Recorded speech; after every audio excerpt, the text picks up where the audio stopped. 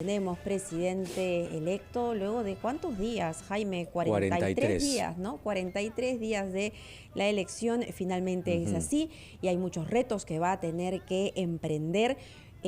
No hay mucho tiempo, lamentablemente, no hay mucho tiempo para que él pueda hacer esta transferencia, a tomar conocimiento y asumir el gobierno, pero hay situaciones urgentes, prioridades económicas que va a tener que enfrentar. Y le preguntamos a Pedro Grados Smith cuáles son esas prioridades que debe considerar el presidente electo Pedro Castillo. Muy buenos días, Pedro. Hola, Pedro. Buenos días. ¿Qué Buenos tiene que días, hacer Pedro? Sí, buenos días, De Pedro a Pedro. Mabel, buenos días, Jaime. Sí, hay prioridades económicas. La primera es la vacunación. La vacunación se ha acelerado y hay que mantener el ritmo. Solo terminando de vacunar al 100% de la población va a ser posible la apertura de todas las actividades económicas, especialmente de las que más empleo generan, y me refiero al sector servicios. Y dentro del sector servicios, el turismo. El turismo es fundamental, no solo para Lima, sino sobre todo para provincias, el circuito sur, el circuito norte, la zona de Amazonas, Icuela, etcétera. Segundo, un programa de empleo de emergencia. El empleo crece a una velocidad menor que el Producto Bruto Interno. Por lo tanto, hay que generar una especie de puente, y esto es un programa de empleo de emergencia temporal, un programa que permita la recuperación de los sectores más afectados. Y aquí a dos niveles: empleo no calificado, limpieza de canales de regadío, reforestación, mejora de infraestructura urbana, etcétera, y calificado. Por ejemplo, se podría intentar acelerar los programas de vacunación, y eso implica contratación de técnicos, enfermeras y médicos. Tercero, en la misma línea, acelerar y mejorar el funcionamiento de los programas sociales ya existentes, Cuna Más, Caliguar, Más Juntos, Pensión 65, etcétera.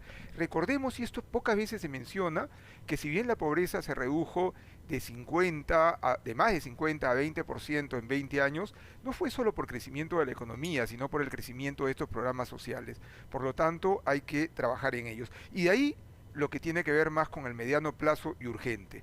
En cuarto lugar, revisar el marco macroeconómico multianual, y esto está directamente vinculado con el presupuesto general de la República, que hay que presentarlo a fines de agosto. El presupuesto no puede cambiarse radicalmente porque todo el sector público funciona en base al presupuesto. Uno puede generar una ruta de cambio, pero uno no puede decir esto era 2%, ahora va a ser 10, estos 10 ahora va a ser 2, porque ¿qué hace con toda la población empleada y con todos los proyectos que están en esa línea? Hay que generar una ruta en el presupuesto, priorizando indudablemente en el largo plazo, y creo que en eso todos estamos de acuerdo, educación y salud.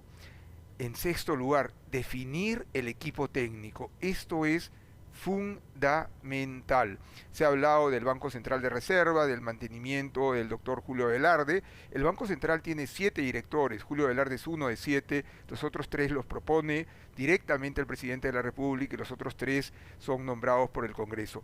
Creo que eso es fundamental para asegurar probablemente una de las instituciones que mejor ha funcionado y que más se ha perfeccionado en el Estado peruano en los últimos 30 años, el Banco Central de Reserva. Recordemos que es una de las pocas instituciones, Contraloría, Superintendencia de Banca y Seguro, Cancillería, son otras, en las cuales hay línea de carrera y correcta remuneración para los funcionarios. Creo que sería un error, y ya se cometió en la época de Alan García II, bajarles el sueldo a los funcionarios públicos, porque lo que va a ocurrir, como ya ocurrió en aquella época, es perder el mejor capital humano. El sector privado estaría dispuesto probablemente a absorberlos, o incluso se van al exterior a trabajar al Banco Mundial, al Fondo Monetario Internacional, y uno trabaja por determinado nivel, pero tampoco reducirles a la mitad la remuneración, como ya se ha mencionado. Esto es algo que debería ser revisado. Tercero, mantener el programa de inversión pública. Viene bien, asociaciones públicas privadas. Los próximos 5 años son extraordinarios.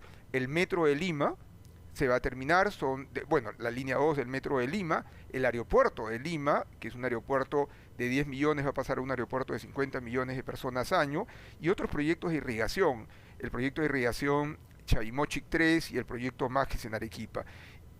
Lo complicado, dada la visión ideológica original, es cómo mantener la inversión privada, que es 3 veces la pública. No hay forma de recuperar la economía peruana solo con inversión pública.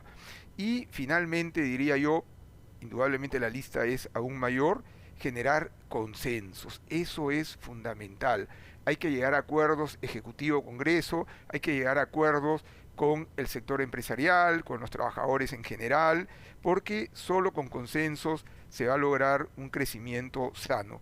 Y finalmente, quiero agregar la importancia de mantener una buena relación con nuestros principales socios comerciales, que les va bien, aunque no necesariamente se relacionan de forma adecuada. China y Estados Unidos, nuestros principales socios comerciales, en un entorno en el cual la economía mundial está creciendo y nuestros principales precios de las exportaciones vienen bien. Muy bien, Pedro, muchas gracias por ese comentario. Pedro Grados Smith regresa en una hora con su comentario económico. Importante lo que señalas, Pedro, porque son sin duda los primeros pasos que debe dar el gobierno del señor Pedro Castillo, porque sí, hay mucho que hacer urgentemente, ¿no? Y el tema del presupuesto es fundamental, sobre todo para el manejo del Estado.